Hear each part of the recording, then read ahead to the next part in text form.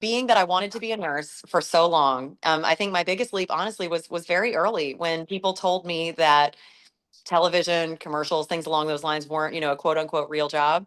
So, after college, initially, if I didn't do nursing and I changed my career path pretty early on, I'm like, okay, Lauren, you've done the TV stuff to put yourself through college, but, now that college is about to wrap up, like, let's be real. You need to find a job that has benefits, something that's steady, something that you can depend on. But I was always being kind of tugged back into that TV direction.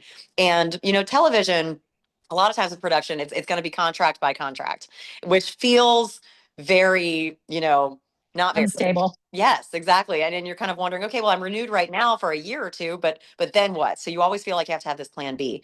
And I set out, I did the sales thing for a very short period of time.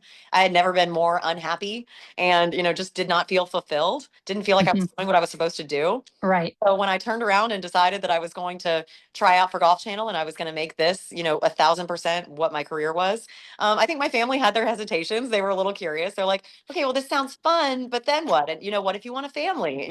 That's not going to be very conducive to a TV, especially a travel show schedule. So what's the plan after that?